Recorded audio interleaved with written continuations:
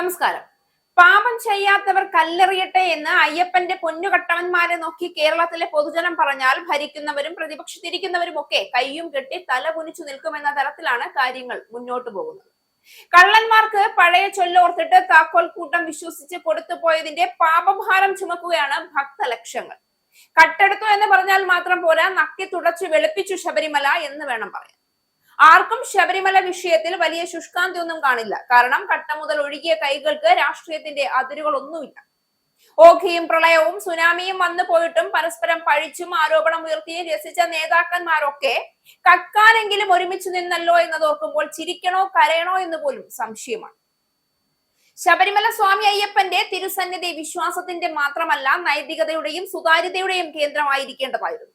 എന്നാൽ ശബരിമല സ്വർണ്ണക്കടത്ത് എന്ന വാക്ക് തന്നെ കേരളത്തിന്റെ പൊതുമനസാക്ഷിയെ നടുക്കുന്നതാണ്.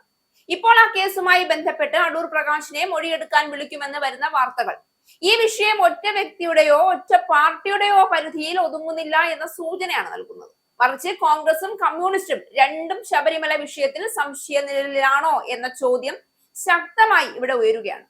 ശബരിമലയിൽ വർഷം തോറും കോടികളുടെ വരുമാനമുണ്ടാകും. സ്വർണം, കാണിക്ക, നേർച്ച, മറ്റു വഴിപാടുകൾ ഇവയെല്ലാം ദേവസ്വം ബോർഡിന്റെയും ഭരണകൂടത്തിന്റെയും കർശന നിയന്ത്രണത്തിലായിരിക്കണം. എന്നാൽ സ്വർണ്ണക്കടത്തുമായി ബന്ധപ്പെട്ട ആരോപണങ്ങൾ ആ നിയന്ത്രണങ്ങൾ എവിടെയോ തകർന്നുവെന്നതിന്റെ സൂചനയാണ്. ആ നിയന്ത്രണങ്ങൾ തകർന്നത് അജ്ഞത കൊണ്ടോ അതോ രാഷ്ട്രീയ സംരക്ഷണത്താലോ? ഇതാണ് യഥാർത്ഥ ചോദ്യം. കമ്മ്യൂണിസ്റ്റ് പാർട്ടി അധികാരത്തിലിരിക്കുന്ന സംസ്ഥാനത്ത് ദേവസ്വം ബോർഡും ബന്ധപ്പെട്ട വകുപ്പുകളും സർക്കാരിന്റെ നിയന്ത്രണത്തിലാണ്. അങ്ങനെ ഇരിക്കെ ശബരിമല പോലൊരു ഭക്തകേന്ദ്രത്തിൽ നിന്ന് സ്വർണം കടത്തപ്പെടുന്നു എന്ന ആരോപണം ഉയരുമ്പോൾ സർക്കാരിന്റെ ഉത്തരവാദിത്തം ഒഴിവാക്കാൻ കഴിയും? അറിഞ്ഞില്ല, ബന്ധമില്ല എന്ന വാക്കുകൾ ഇവിടെ മതിയാകില്ല. കാരണം ഇതൊരു ചെറിയ ഭരണപ്പിഴവല്ല. ഇത് വിശ്വാസത്തോട് നടത്തുന്ന പകൽ കൊള്ള എന്ന നിലയിലേക്ക് പോകുന്ന ശക്തമായ ആരോപണമാണ്. അതേസമയം കോൺഗ്രസിന് ഈ വിഷയത്തിൽ കൈകഴുകി മാറി നിൽക്കാൻ കഴിയില്ല. ഇപ്പോൾ അടൂർ പ്രകാശിനെ മൊഴിയെടുക്കാൻ വിളിക്കുമെന്ന വാർത്ത കോൺഗ്രസ് നേതൃത്വത്തെയും അസ്വസ്ഥമാക്കുന്നുണ്ട് എന്നത് വാസ്തവമാണ്. അന്വേഷണം ഏത് ദിശയിലേക്കാണ് പോകുന്നത് എന്നത് വ്യക്തമല്ലെങ്കിലും ഒരു MP വരെ അന്വേഷണ പരിധിയിലേക്ക് വരുന്നു എന്നത് ശബരിമല കേസിൽ രാഷ്ട്രീയ ബന്ധങ്ങൾ ഇരുപക്ഷത്തേക്കും വ്യാപിച്ചിരിക്കാമെന്ന സംശയം ശക്തമാക്കുകയാണ്. കോൺഗ്രസും കമ്മ്യൂണിസ്റ്റും പരസ്പരം പൊതുവേദികളിൽ പോരടിക്കുമ്പോഴും ശബരിമല വിഷയത്തിൽ മൗന സഖ്യമുണ്ടോ എന്ന ചോദ്യം സാധാരണ ജനങ്ങൾ പോലും ചോദിക്കുന്നു. ഇവിടെ ഏറ്റവും ഗുരുതരമായ കാര്യം ശബരിമലയെ രാഷ്ട്രീയ താല്പര്യങ്ങൾക്ക് ഉപയോഗിച്ച അതേ രാഷ്ട്രീയ ശക്തികൾ തന്നെയാണ് ഇന്ന് സ്വർണ്ണക്കടത്ത് ആരോപണങ്ങളുടെ നിഴലിൽ നിൽക്കുന്നത് എന്ന ബോധമാണ്.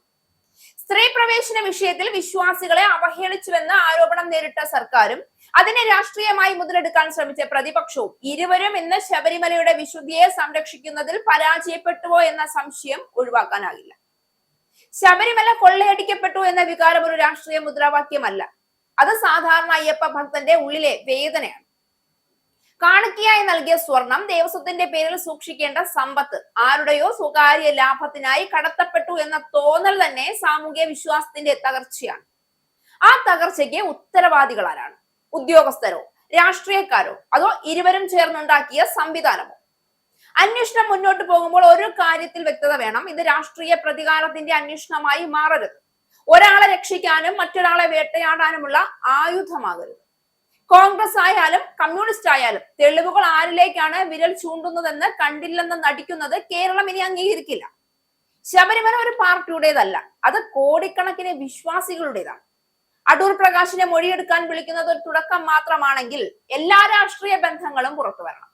ദേവസ്വം ബോർഡിലെ നിയമനങ്ങൾ മുതൽ സുരക്ഷാ സംവിധാനങ്ങൾ വരെ സ്വർണം കൈകാര്യം ചെയ്യുന്ന എല്ലാ ഘട്ടങ്ങളും പുനഃപരിശോധിക്കപ്പെടണം. ഇത് സംഭവിച്ചിട്ടില്ല എന്ന് പ്രഖ്യാപിച്ച് വിഷയം അടച്ചുപൂട്ടുക എന്ന പഴയ രാഷ്ട്രീയ സംസ്കാരം ഇവിടെ ആവർത്തിക്കപ്പെടരുത്. ശബരിമല വിഷയത്തിൽ കോൺഗ്രസും കമ്മ്യൂണിസ്റ്റും പരസ്പരം കുറ്റം ചുമത്തി രക്ഷപ്പെടാൻ ശ്രമിച്ചാലും ജനവിധി ഈ നെറുകേട് ഒരിക്കലും മറക്കില്ല. വിശ്വാസത്തിന്റെ പേരിൽ കിട്ടിയ സമ്പത്ത് കൊള്ളയടിക്കപ്പെട്ടുവെന്ന് ജനങ്ങൾക്ക് ബോധ്യമായാൽ അതിന്റെ രാഷ്ട്രീയ വില കനത്തതായിരിക്കും. ശബരിമല സ്വർണ്ണക്കടത്ത് കേസ് ഒരു ക്രിമിനൽ കേസ് മാത്രമല്ല, അത് കേരളത്തിന്റെ രാഷ്ട്രീയ നൈതികതയെ ചോദ്യം ചെയ്യുന്ന കേസാണ്. ആ ചോദ്യത്തിന് ഉത്തരം പറയേണ്ടത് ഒരൊറ്റ പാർട്ടിയല്ല, ഇവിടെ ഭരണം നടത്തിയവരും നടത്താൻ ശ്രമിക്കുന്നവരും എല്ലാവരുമാണ്.